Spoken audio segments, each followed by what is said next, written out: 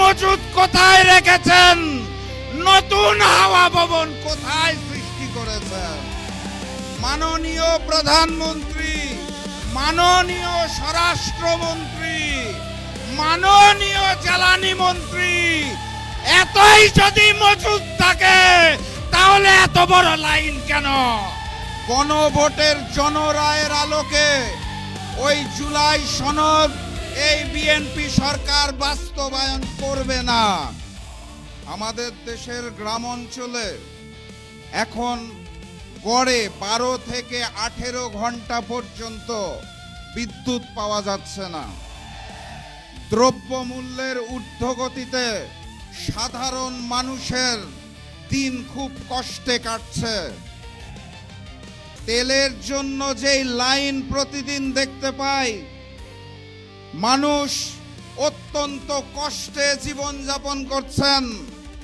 সেই সময়ে সরকার আমাদেরকে বলতে চায় জ্বালানির পর্যাপ্ত মজুদ রয়েছে।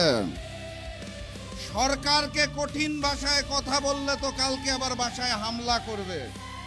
তাহলে সম্মানের সাথে, বিনয়ের সাথে বলতে হবে, মাননীয় প্রধানমন্ত্রী, মাননীয় স্বরাষ্ট্রমন্ত্রী, মাননীয় জ্বালানি মন্ত্রী, এতই যদি মজুদ থাকে তাহলে এত বড় লাইন কেন?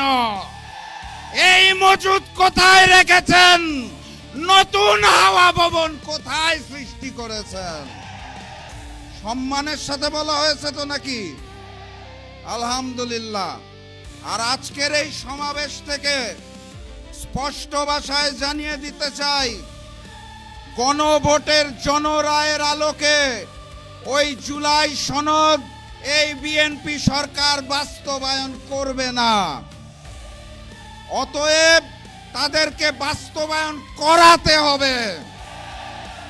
আর আমাকে যারা প্রতিদিন প্রতিনিয়ত হত্যার হুমকি দিচ্ছেন তাদেরকে স্পষ্ট ভাষায় জানিয়ে দিতে চাই, বাংলাদেশের মানুষের সাথে বেইমানি করে, দিল্লির সামনে মাথা নত করে আপনাদের মতো প্রতিদিন ধুকে ধুকে মরব না।